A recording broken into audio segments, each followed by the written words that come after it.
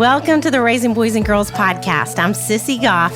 I'm David Thomas. And I'm Melissa Trevathan. And we're so glad you've set aside a few minutes to spend with us today.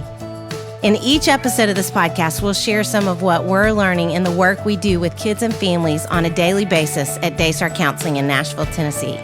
Our goal is to help you care for the kids in your life with a little more understanding, a little more practical help, and a whole lot of hope. So pull up a chair and join us on this journey from our little yellow house to yours. The Raising Boys and Girls podcast is brought to you in partnership with Minnow. Minnow provides meaningful screen time and shared experiences for families to help you grow in your faith together. Check them out at podcast.gominnow.com. That's podcast.gominno.com.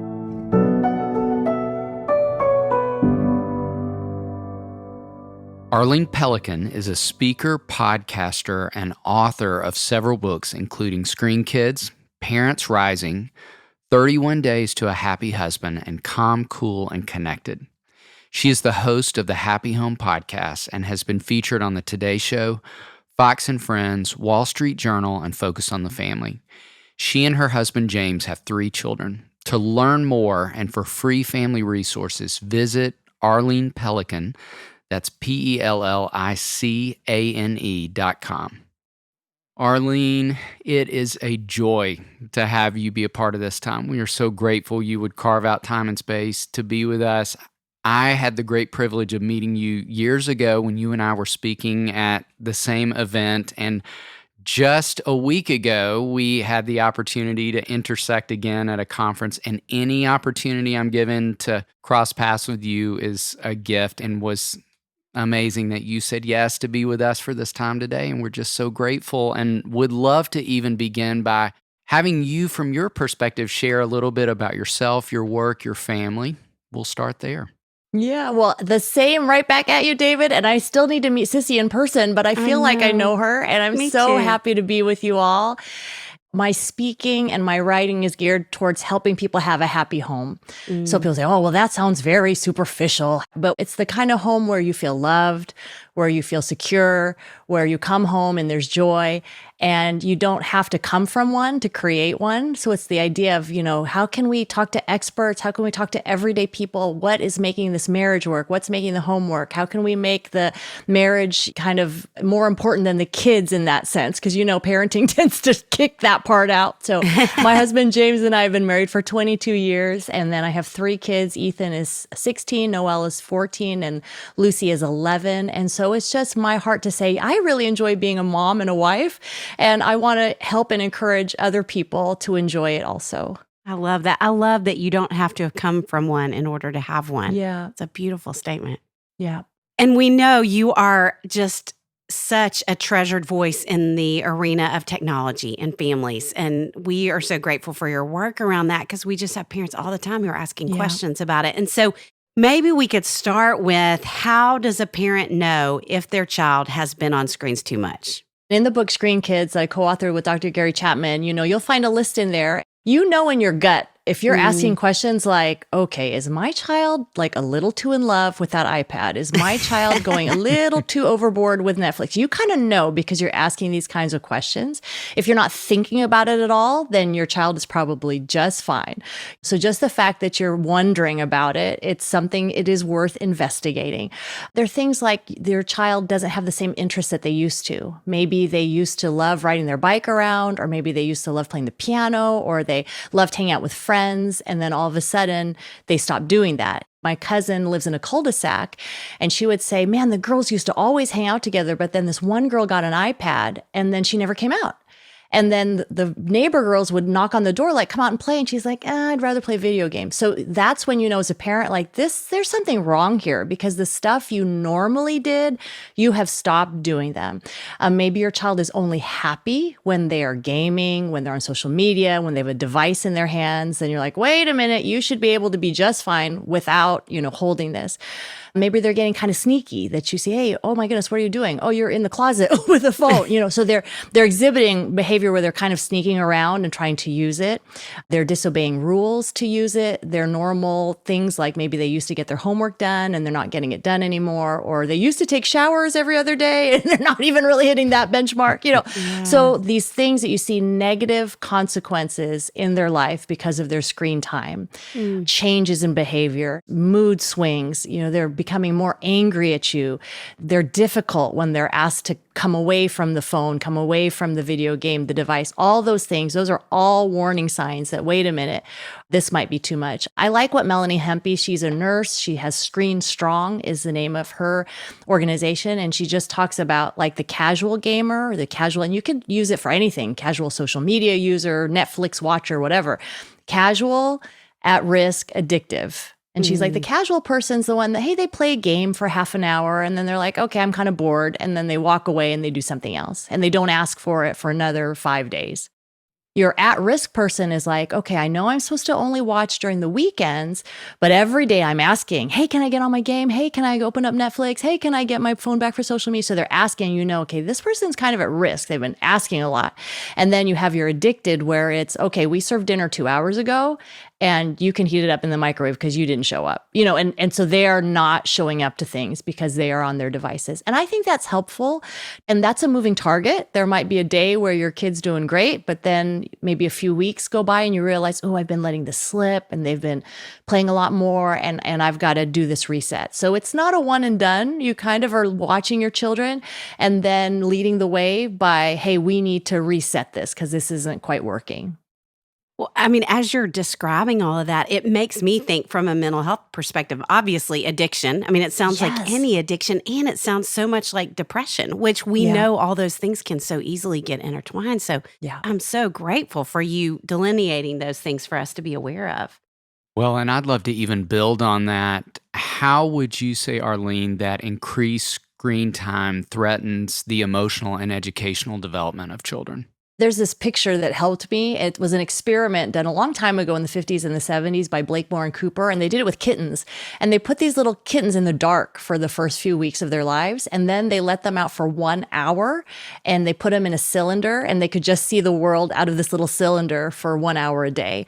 And then after doing this for a few months, they let them out normal to see what did that do. And it turned out that the kittens, even as they turned into cats, never did certain kitten behaviors. So the researcher could touch their nose, and the kitten didn't run away. They gave him an object to chase. Kitten didn't do anything. And they kept bumping into things because they just didn't learn those things as they were developing. And I can't help but think that cocoon that the kitten, the little cylinder that the kitten was looking at the world in, that's like our kids today. They're like in this little cylinder where they're holding their iPad, they're holding their phone, they're sitting on a video game console or watching TV. And to us as parents, it's like, okay, they're safe because they're inside and I know where they are. But emotionally, mentally, physically, they're kind of cocooned, like completely static still. And I think that is the risk of, wait a minute, if kids are spending so many hours a day playing on an app or watching a YouTube video, what aren't they doing, right? They're not talking to a parent, talking to a sibling, talking to a friend, able to read body language and facial expressions. They don't know skills like whether it's like cooking something or, like simple things. I remember hearing Temple Grandin. She's this amazing person who has autism. And she was saying, you could tell a child, hey, go turn on like the sprinkler system, just like turn it on. And she's like, most kids now don't even know where that is. Like just to turn on the hose, like turn on the garden hose. And she's like, people don't even know how to do that.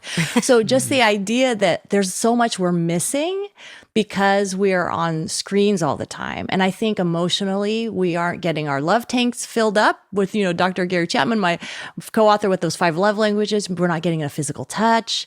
We're not getting those words of affirmation. We're not spending the quality time because the devices are taking that. So emotionally, we're like hungry. And so the kids, I think, are in this little cylinder that is very unhealthy. And if they're growing up that way, then it means when they're older and they're adults, those pathways in the brain have not been formed. The pathway that says, when I meet someone, I should look them in the eye and shake their hand. It's like that pathway wasn't formed.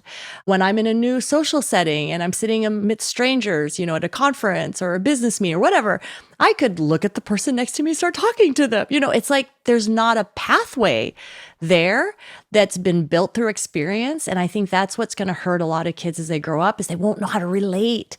And of course, to the stranger, it's good to relate to the stranger, but even more importantly, to be able to relate to the closest people in their lives, that they're not used to that. So I think that's the real danger of screen time is they grow up and they're malnourished and they don't know what to do. Mm. Wow. I sure heard you in the midst of that answer use the word we, that it was sometimes them, but sometimes it's also us. And right. And so in light of that, what would you say in terms of how can parents really model healthy screen relationship perspective and how those come together? Yeah. It starts with being honest, right? With being okay with your teenage kids saying to you, well, mom, dad, you are on the phone a lot. So I have this thing called the pivot. And basically it was born out of when I write books, it's not like I'm writing them on paper. I'm facing a computer. I'm all in. I'm on the computer. And my kids, all through writing books, my kids would be home and blah, blah, blah. So they'd come up to me. And so I realized, when I hear my daughter, Lucy, for instance, who's 11 now, but, come up the stairs, and my office is at the top of the stairs. I realized when she's coming up the stairs, I should literally pivot away from my computer, look at her and say, hey, Lucy, how are you doing? Instead of her just always looking at the back of my head, right? Because then the interaction was so different. She might just be saying, Mom, could I have a snack? And, the back of my head can say yes, but it just worked out so much better when I pivoted away from my device, looked her in the eye and said, sure, you can have a snack. And then she went downstairs. But it's this idea of it doesn't take you any more time as an adult to pivot always away from whatever device you're holding to have eye contact with whoever it is talking to you. Because how many times have we as moms and dads, our eyes are locked on the screen and we're saying things like, it's 5 more minutes till we go get your shoes, make sure you get your permission slip. Okay, we're going to go. It's going to be a hot day. Get your water. And we're saying all these things, but we're looking at a screen and it doesn't communicate to the people in your life. If you do that once or twice, it's not a big deal. Don't feel guilty about that. But every day, if your kids see, wow, mom or dad, they communicate to us, but their eyes are always on a device, that's going to say to your child, as Dr. Chapman says, you are not as important to me as this device. And I know anyone listening to this podcast, that is not what you want. Right. So one thing as a parent is just always pivot. I tell you, it just happened to me today that I was finishing up a text and my daughter came in and I'm thinking, Arlene, pivot. And I'm thinking, I want to finish my text. I want to finish my text. So it is a battle. But, if you really are into something, pivot really quickly. Hey, let me finish this text and I'll be right with you. Finish it up. And then, hey, what do you need? And it's just the idea, if you can model with your eye contact, I will look at you instead of my device. That's a perfect place to start.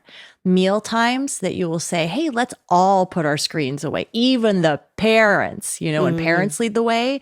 If you're complaining that your kids and your teenagers are online too much, but they see you're always at quote unquote work all day long, they're going to say that's a mixed message. So you as a parent have to go, you know what? Sunday afternoons, let's all unplug and let's go to the park, or whatever. And so schedule those times. Something that's been super helpful for us as a family is my husband loves ultimate frisbee. It's like soccer with a frisbee. So you throw it to each other, you run around a lot. So every Sunday afternoon, we play ultimate frisbee in the park. And it's a reason for everyone to get out. And it's good on so many levels. So as parents, lead the way to say, okay, let's get offline and I will start. It's great. So great. And way to go on playing ultimate frisbee. Right? That's impressive. My foot hurts, so I haven't played for weeks. It's like I'm too old for this. I've got to re-engage at some point. Arlene, what technology would you say is beneficial in a child's development? Yeah, because you do see this technology. It's everywhere. And the reason we adopt it as parents is we say, hey, that's cool. That could be good for my child. I'll go ahead and do that. So I live in Southern California and San Diego, a lot of Spanish speakers. So we have this dual immersion program where the kids can learn Spanish and English in school. So we thought that'd be really cool. Let's do that.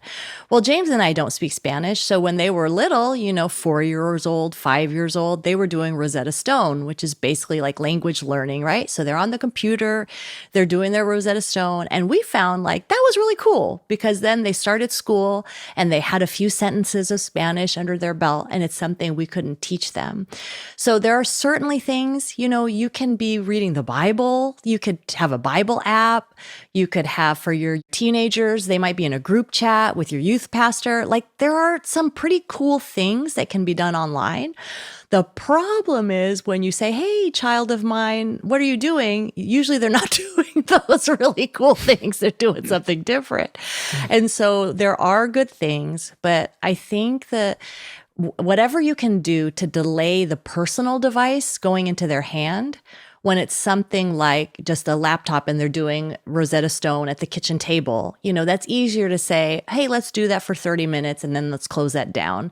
And then that technology was used for a purpose with our family values and it served its purpose and we're happy for it. But once it goes in their pocket, once they walk around with it, you kind of have no idea what they're doing with it. So just delay as much as you can and be purposeful, like realize, okay, this could be good. So we're going to use it.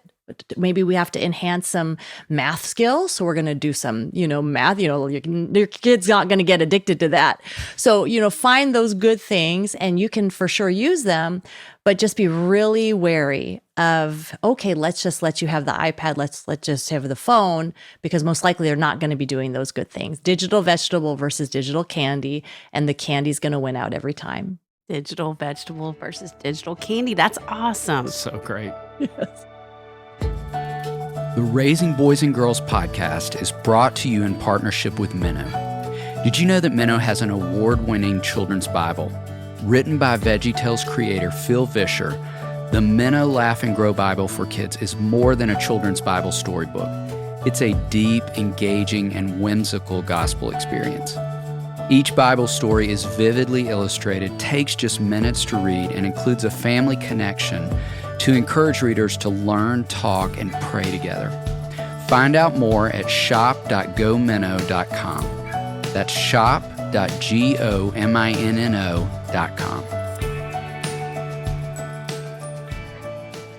So, two things we hear in our office a lot. One is single parents who say, what do? I cannot keep up with it. I can't monitor to the same extent. I'm not there. I'm at work and I just don't have the bandwidth. Yeah. And the other would be parents, and sometimes they're in the same house and sometimes they're divorced and in two different houses. Yeah. I feel like so often I've had parents who say the other parent just doesn't care. They will not enforce any kind of limits in terms of technology. So what would you say in each of those scenarios to the parents? Yeah, for that single parent, if you can keep that phone and iPad as dumb as possible for as long as possible. So let's say they have to communicate with you instead of giving a smartphone, give a very simple phone that just texts and that's it.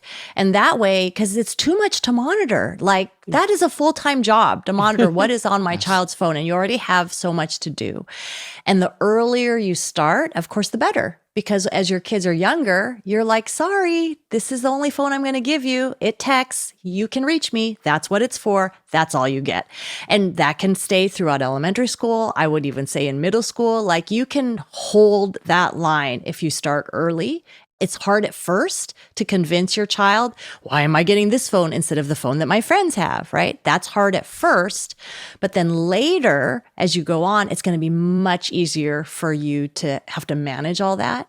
Once that, let's say, okay, that's nice, but I've already given my child a smartphone. What do I do now? So then it's this idea of, all right, are there only certain apps that you're going to allow? Are there limits that you're going to do for time that it's going to shut down at 9 p.m.? Automate some things to make your life a little bit more easygoing as much as you can. Dr. Chapman always talks about that early bedtime, especially for single parents, that it's good for your kids. What's the problem with mental health? It's sleep. The kids are not sleeping. And so if you as a single mom, as a single dad, can get your kid to bed earlier, not only is that good for them, for their mental health, for their physical health, et cetera, but it's good for you because if you know, I don't have to manage them, so to speak, until 10 o'clock at night, but instead at 8 o'clock, they're going in their room, they're allowed to read books and then lights out at 8:30. If that's your rhythm, whether that's a new rhythm you introduce, it's a good rhythm. I've got 2 high schoolers and an 11-year-old. And even through COVID, it's like 8:30. Everybody's kind of starting to wind down. Once in a while, we might watch a family movie that goes past 9 o'clock. But, by 9 p.m., the, lights are out and people are starting to shut down. And they're pretty old. And so having rhythms and routines, that's really comforting towards a child and really comforting for that single parent who needs that time then at the end of the day to regroup and catch up and all those things. And, for that blended family that then they might disagree, Laura Petherbridge, the smart stepmom, she talks about this, that technology is the number one thing they're disagreeing about because one wants to be the nice parent and give the phone. And the other one is like, why are you giving our 12-year-old a phone? So that is hard. And just like anything in life, it is talking to that other parent and saying, okay, at the core, we both want what's best for our child. Let's just agree on that. We both want what's best. So what can we do to make our homes as congruent as possible? Maybe you allow like 10 hours of video games on the weekends and I allow 0.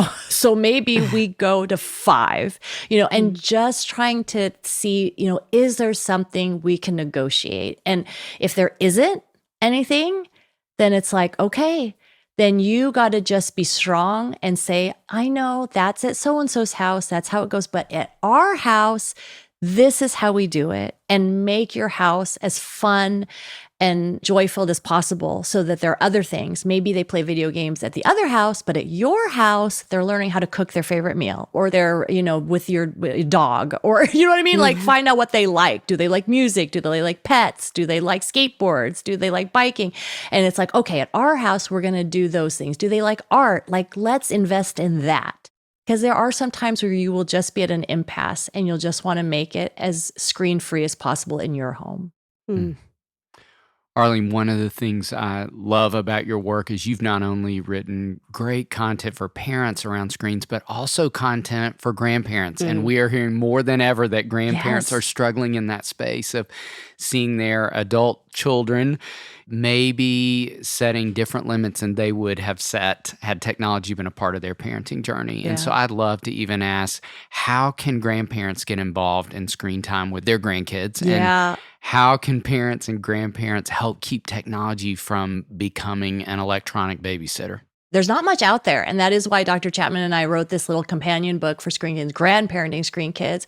He's a grandparent, so he knew much better than me. And he was saying for grandparents, if you see your adult children and you're just like, what? Like, why are you so lax with the phone or, et cetera?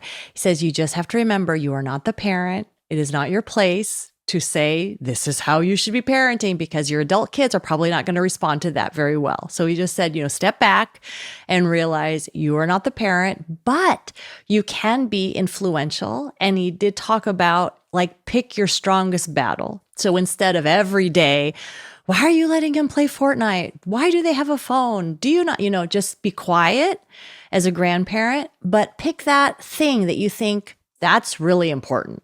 So kind of simplify, so to speak, your grievances. And maybe you would say, hey, I'm so concerned. I see Melanie when she comes to the house and it seems like she can't go 5 minutes without checking her Instagram feed. Maybe this is something that you should look into. I hear there's these great book called Screen Kids and maybe you should read it, but just something that it's not nagging and it's not all the time, but that you can say your concerns, but just realize ultimately it's up to that parent of how they're going to parent their child. But when they walk into Nana and Baba's house, that's what they call my parents. When they walk into Nana and Baba's house, that can be your turf where you say, even to your teenagers, all phones in the bin, or, hey, with the little kids, some suggestions we give is you tell them, oh, your iPad needs to take a nap, and you put a blanket over it and you tell it, it takes a nap between 2 and 5. It has to rest, and for your older teenagers, you play it's a coat check, like it's a theater, okay, you can check in your phone and here's your ticket and you get it back when you leave the house, and they may roll their eyes and hate that, but secretly they'll be kind of relieved, okay, good. I don't have to look at my phone for 3 hours. hours. This is great. And instead, those stories of the grandparents who are teaching their grandkids how to cook, who are teaching their grandkids how to drive, who are taking their grandkids to the supermarket and saying, this is a good price for apples. These are things that kids don't know, and they're memories they can make with their grandparents. And of course, fun things like fishing or taking scavenger hunts or going to the library or getting ice cream. Those are all memories that kids can make with their grandparents. And it's something screen-free that you can give them. And they really do need face-to-face relationship. So even though they might fight you on, why are you collecting my screen? I only want to do my screen. They will later thank you that they actually know you as a grandparent, because if the majority of your time is just you watching them while they're watching a screen, there's not going to be much of a relationship there. Now, we understand you as grandparents, you're tired. That's why you had your children already and you're retired. I'll never forget the conversation I heard in the grocery store of two grandpas talking, and they were asking each other, when's your wife going to retire? And he's like, oh, she's going to keep working. It's way easier than watching the grandkids, right? So we get it that we don't expect you to run around with your grandkids all day long. So yes, maybe you do need a 1 hour, and then I suggest use the old-fashioned DVD player. Grandparents, you probably have one of those around, because then there's a start and there's a finish, right? And it's not like this endless question of, can we watch the next YouTube video, Grandma? Can we watch the next program on Netflix, Grandma? But instead it's like, oh, it's over. So the old technology, I think, is kind of clever because it does have a beginning and it does have an end, and it's not wired to be addictive. So from, 8 to 9, there's your DVD, and that's your time to nap, Grandma and Grandpa, and then boom, you're up and at it again. But your grandkids will get used to they want us to read. Oh, they want us to help them to make the dinner. Oh, you can involve your grandkids in doing things so that you don't have to be so exhausted trying to help them all the time. And after a while, when they realize, oh, I guess the iPads aren't coming out, those books will start looking pretty good. The coloring will look pretty good. The boxes will look pretty good. Kids know how to play. And I really think we do them a disservice when we think they can't figure out something to do.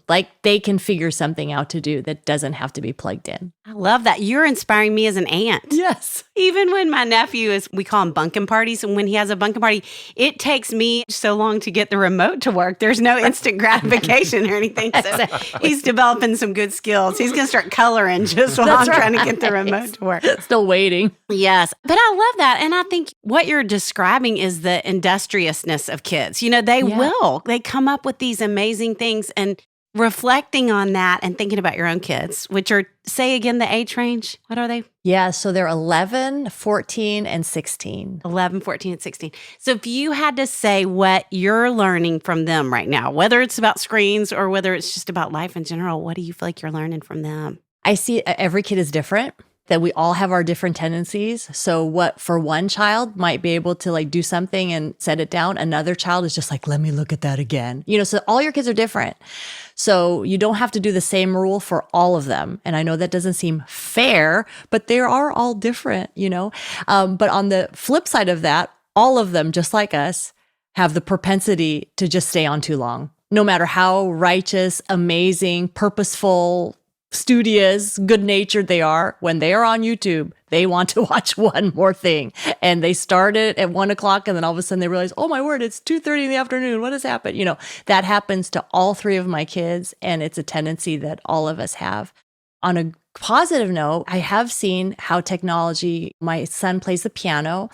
And so he's learning how to produce some music. He's learning how to record himself. He's putting his videos on YouTube and things like that. And I do think there is a difference between creating content and consuming content. And when people are creating for a specific purpose and it's in their wheelhouse of their interest, that could be something very healthy as long as they don't care about how many likes they get.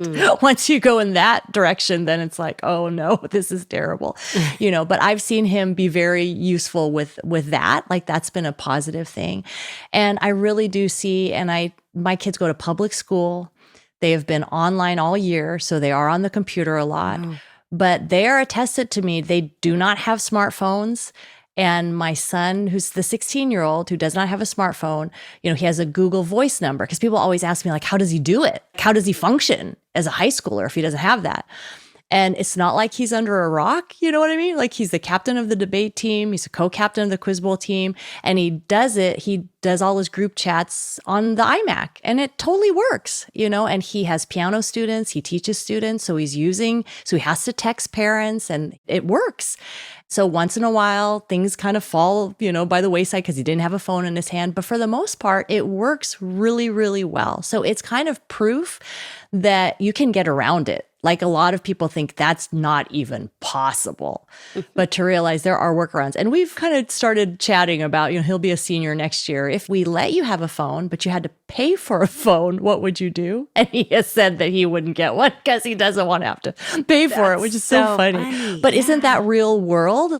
These devices don't just drop from the sky. That's what kids think, but they're expensive and parents have to pay for them. And for you as a parent, if you're listening, like make your kid pay for the whole thing, pay for half. They will have a very different perspective about that phone when they have to pay for it. And that's more real world.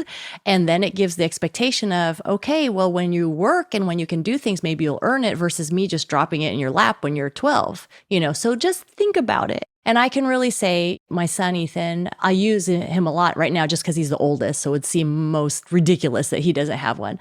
They'll say, you know what, Mom, there are people who are not going to gravitate toward me because I'm awful at video games and I don't have a phone and I'm not on social. So yeah, that's going to exclude me from some circles. But people like that who don't even want to know me at all just because I don't have those things, those aren't really the people that I want to get to know. And the people that are my friends, they think it's unusual, different, but we still have plenty of things to talk about and to do together. And those are the kinds of friends that I want. And so for those who are afraid, like, what if they're left out? I can tell you with my whole heart, they might be left out right now in a video game circle, but when they are 20, 25, 30, they are not going to be left out because they are going to know how to talk to people, how to fall in love, how to get married, how to have children, how to keep a job. Like they will know how to do those things where the video game crowd's going to be like, okay, all we know how to do is talk about video games. We do not really know how to do anything else. And that's going to be a problem. So rather have your kid be left out now. And if you raise your kids to be confident in it, like my kids will be like, nobody gives us flack because we act confident, right? We don't act apologetic like, oh, I don't have this. No, they act confident. And then people are like, whoa, how come you have so many skills? Well, it's like, because we have a lot of time because we don't play video games, right? So if you will provide competency, whether it's, my one daughter likes to ride horses, my other daughter likes cardistry, Ethan likes modifying Nerf guns and doing piano. Like if you give them other things, then it's like they feel competent and then it's not so important that they, stink at video games or that they have no followers on social media.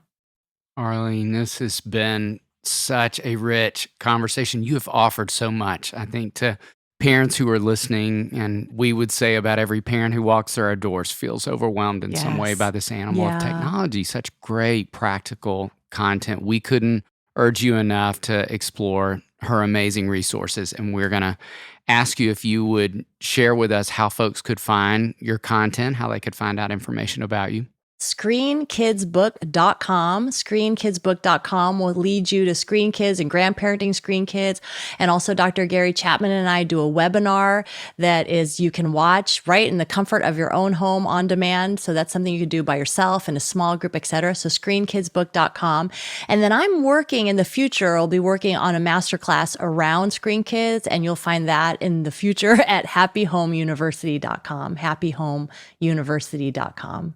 That's Great. awesome. And we love to end with a fun, playful question. If we are able to make our way to California, we're extremely hopeful that we can share a meal with you at some point in the near future. And we have a particular affection for tacos and would love to know if we could have that meal with you. What's your favorite kind of taco? Yes, we would go to this Revolucion street tacos place and we would have a carne asada taco and it would be delicious. It'd be really good. They're little, so you'd have to eat like 3 of them, but they're really good. That will not be a problem Not for me. at all. Not at all. No, that sounds wonderful. We're going to hold you to that. Yes, please. Thank you. I feel like this just has been so illuminating and helpful and powerful and just practically equipping for parents. We joke a lot about how I think 8 years ago, 10 years ago, when we would teach parenting seminars, hands down, the number one question we would get was about sex. And now it's about technology. It's Isn't just that that funny? overwhelming. Yes. That is true, how it would have shifted. That is Yes. funny. I had not thought of that. So your voice in this is just, I'm so grateful. Thank you. Yeah, you just have so much truth and wisdom. So thank you for sharing that with us. Thank you so much for having me. The Raising Boys and Girls podcast is brought to you in partnership with Minnow. Minnow helps you make screen time meaningful for your family with shows kids love and values parents trust. Check them out at podcast.gominnow.com. That's podcast.gominno.com. It's our joy to bring the experience and insight we gain through our work beyond the walls of the Daystar House. Join us next time for more help and hope as you continue your journey of raising boys and girls.